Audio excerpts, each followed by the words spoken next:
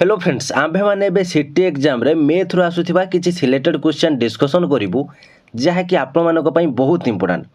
आपण माने जदि सीटी एग्जाम पई प्रिपेयर होउचंती ताले भिडियो को प्रथम रु शेष पर्यंत देखंतु काहेकि ना ए टाइप रो क्वेश्चन ही आपनकर एग्जाम रे आसीबो। आपण माने जदि प्रतिदिन ए भली भिडियो देखिबा को चाहुचंती ताले हम चैनल को सब्सक्राइब करंतु एवं नोटिफिकेशन बटन को ऑन कर रखंतु जहाँ फल नेक्स्ट वीडियो जितेबाला भी अपलोड हेबो आपण मैंने सर्वप्रथमे जानीपारे और आपको एग्जाम प्रिपरेशन हो पारे। तेज चलतु आज फास्ट क्वेश्चन कौन रही डिटेल्स डिस्कसन करवा। देखो फास्ट क्वेश्चन कौन रही है देखो फास्ट क्वेश्चन आपंकर रही जदि 408 एवं 1032 गसागु 1032 एम माइनस 408 इंटू 5 भाव प्रकाश करा जाइछि तेबे एम रो मूल्यटी केते। देखंतु एठार आपन कौन कही एम रो मूल्यटी आपण मागिछि तो आपण माने एठारे कौन करेंगे आपने प्रथम एठारे देखंतु क्वेश्चन टी भल भाव बुझंतु। एठारे कौन कही जदि 408 एवं 1032 गसागु हेउछि केते 1032 एम माइनस 408 इंटू 5 तो एठारे गसागु केते कहिछि आपन को 1032 एम माइनस 408 इंटू 5 तो आपण माने एठारे लिखि पारिबे 1032 एम माइनस 408 इंटू 5 को आपण माने गुणन कर दियंतु केते हेबो 2040 एटा हेबो कि नाही बुझी पाले। तो एबे आपण माने देखंतु 1032 एम जदि एठारे माइनस 2040 होउची आमे जदि एठारे इक्वल टू लिखि आमे जदि एपट को 2040 लिखिबो ताले प्लस हे जिवो तनो प्लस 2040 आमे लिखिबो बुझी पाले। तो एबे देखंतु m is equal to 2040 by 1032 तो आपण माने या को एबे काटी दियंतु काटी देले आपनकर केते आसीबो m इज इक्वल टू आसी जिवो 1.97 तो 1.97 होची आपनकर आंसर। तो एठारे देखंतु 1.97 आपनकर एठारे कोनोसी ऑप्शन ले आपनकर एठारे नाही तेणु आपण मैंने देखिए जे 1.97 ऑप्शन लो कहार अति पाखापाखि एठारे आसुची तो देखो एठारे आपनकर 2 पाखापाखि आसुची तेणु आपनकर आंसर सी होची राइट आंसर 2 बुझी पाले।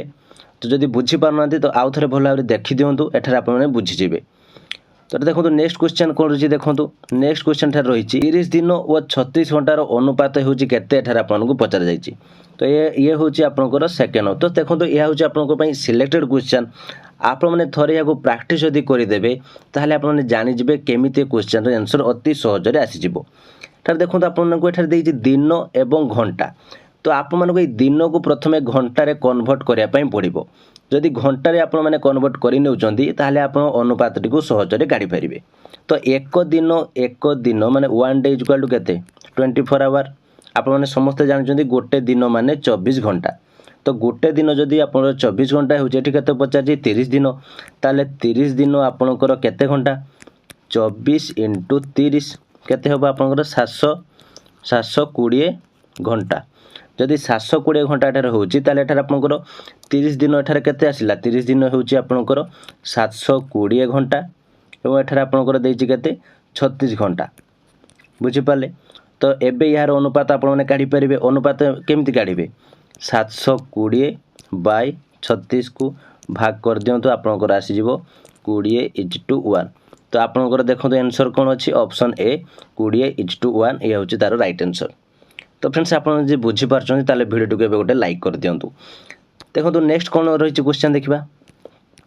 गोटिए वर्ग क्षेत्रर क्षेत्रफल हेउछि 5929 वर्ग एकक तेबे वर्ग क्षेत्रर बाहु हेउछि केते। तो यह आपको बहुत सहज प्रश्न आपण मैंने यहाँ थे जानी ने जदि आपण मैंने यही टाइप जिते भी क्वेश्चन आप एग्जाम आसे आपरे। तो एठार देखो आपको कौन से पचार ना गोटे वर्ग क्षेत्रर क्षेत्रफल होउछि 5929 वर्ग एकक तेबे वर्ग क्षेत्रर बाहु हेउछि केते। एठार आपण जानिछंती वर्ग क्षेत्रर क्षेत्रफल होउछि बाहु गुणन बाहु बुझी पाले। तो बाहु गुणन बाहु जदि आपणकर एटा कौन यह होची कहार सूत्र वर्ग क्षेत्रर क्षेत्रफल बुझी पाले वर्ग क्षेत्रर क्षेत्रफल होची आपणकर बाहु गुणन बाहु तो एठारे आपनकर वर्ग क्षेत्रर क्षेत्रफल केते देइछि 5929 इज इक्वाल टू बाहु गुणन बाहु माने आमर ये हूँ कौन बाहुर स्क्वायर बुझीपारे मोटे ओडिया आप लिखि बुझाऊँगी जहाँफल आपको सहजरे बुझीपारे 5929 इज इक्वाल टू बाहुर स्क्वायर आम यहाँ लिखिपारू जदि यहाँ आम लिखिपारू देखो स्क्वायर जदि आमर ये स्क्वायर जो अच्छी एठारे दुई जो रही स्क्वायर रही ये जदि आमर एपट को आसो ताल एठारे कौन हम कहतु समस्ते एठारे कौन हम आपणकर 5929 रूट हो इज इक्वाल टू बाहु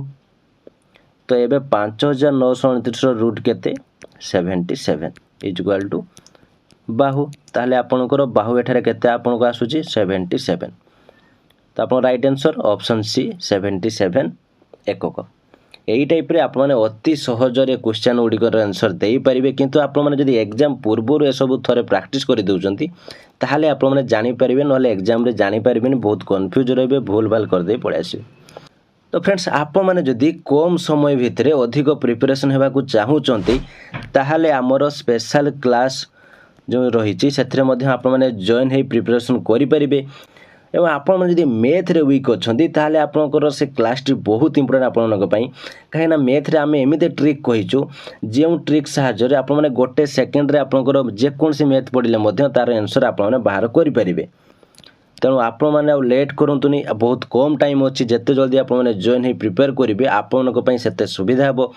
जदि आप मैंने आम स्पेशल क्लास रे जॉइन होगा चाहूँगी ताले व्हाट्सएप नंबर रे आपण मैंने आमको जॉइन लिखि मेसेज करूँ आम आपको डिटेल्स इनफॉरमेशन जनईदेवु। एवं चलते क्वेश्चन उपरको जावा एवं क्वेश्चन आप कौन रही देखूँ 200 टंकार एक बेग को 6% लाभरे बिकिले यार बिक्री मूल्य केते हेबो देखूँ एठारे मु आपको फास्ट लॉन्ग ट्रिक कहि देन शॉर्ट ट्रिक कहि जो आप गोटे सेकेंड रे क्वेश्चन रो आंसर टी को जानि परिबे क्वेश्चन पढ़ी सारे पर ही आपनकर आंसर टी आप कहि परिबे को आंसर टी आपनकर ठीक हेबो। फास्ट एठार देखो एठार कोन देछि क्रय मूल्य देछि 200 टंका बुझि पाले लाभ देछि केते 6% माने 6 शतकड़ा माने गोटे जिनिस को से 200 टंका रे किनिछि 6 शतकड़ा से जदि लाभ रखिकी बिक्री करूछि ताले तार बिक्री मूल्य केते हेबो एठारे आपनकर क्रय मूल्य 200 लाभ 6% जदि हुए तो यार सूत्र अनुसार जदि आप करेंगे ताले बिक्री मूल्य हूँ केते आपनकर हम एठारे आपको ओडिया रे लिखि दउछि बिक्री मूल्य इज इक्वाल टू 100 प्लस लाभ इंटू क्रय मूल्य बाय 100 तो एठारे 100 प्लस लाभ आपन केते हेछि 6 हेछि एवं इंटू क्रय मूल्य बाय 100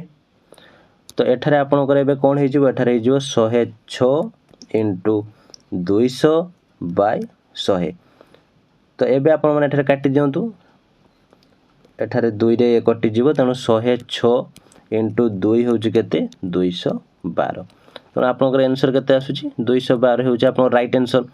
तो आपण माने शॉर्टकट रे याको केमति करिवे जहा कि आपण मानको पई एग्जाम रे बहुत इंपोर्टेंट शॉर्टकट रे आपण मानको करे पई पड़िबो काहे कि ना आपनकर 15टी मैथ क्वेश्चन आपनकर आसीबे एवं 15 मिनिट आपनको टाइम मिले तेणु गोटे क्वेश्चन को आपण माने जदि गोटे मिनिट भितर कंप्लीट कर देबे ताहाले आपण माने समस्त क्वेश्चन आंसर देई परिबे नहले आपण माने देई परिबे नाही। तो देखो आप जब सर्टकट रे को करने चाहूँगी ताले देखो आपको दिखाई 200 एक बेग को हूँ 6% 200 हूँ 6% आपर के 200 6% हूँ आपणकर 12 जदि 12 हुए ताहले आपणकर 200 थिला 12 हूँ तार परसेंट है माने 200 6% हूँ 12 तेबे 200 प्लस 12 मिसे दिंतु 212 तो एबे आपण मानको माइंड रे कंफ्यूज आसीबो जे 200 6% 12 केमिति आमे जल्दी जानिबा ता मध्ये मठरा आपन कहि दउची देखंतु आपण मानको ठरे 200 देइची 200 रो 1% होची केते 1% होची केते 2 आपण माने एबे केमिति जानिबे देखंतु 1% जतले आपनकर देइथिबो आपण माने एठारे 2टा शून्य काटि देबे तो एठारे जहा हबो आपनकर 1% तो एठारे रही आपनकर सपोज 500 रो मु आपनको कहबी कि आपनकर 10% केते 10% माने एठारे केते आसी जिवो आपनकर गोटे शून्य एठारे काटि जिवो एठारे रहइबो केते 50 जदि आपन कहमी मु 500 रो होउची आपनकर 1% केते 1% हूँ केते एठार आपंकर दुईटा शून्य काटिज एठार हम 5 तो सही टाइप देखो एठार आपंकर देती 200 200 6% 200 6% केते हम 12 नहले एमती आपण मैंने कर दिंतु देखो 200 1% आपंकर केते होची 2 एठार देती 6 ताले 6 गुणन 2 होची 12 बुझीपारे एबे तो 200 6% 12 हेले 200 टंका थिला 12 टंका बढ़ी ताले 12 होची 212 एई टाइप रे आपण मैंने इजीली करि परिबे जदि आपण मैंने क्वेश्चन को भला भाबरे बुझी परिबे। तेबे चलतु नेक्स्ट क्वेश्चन देखिबा कोन रहिची 6 सेंटीमीटर व्यासार्ध विशिष्ट एक वृत्तर केंद्र ठारू 8 सेंटीमीटर दूर रे एक स्पर्श रेखा अंकन करा जायछि जहार दैर्घ्य स्पर्श बिंदु ठारू केते हेबो।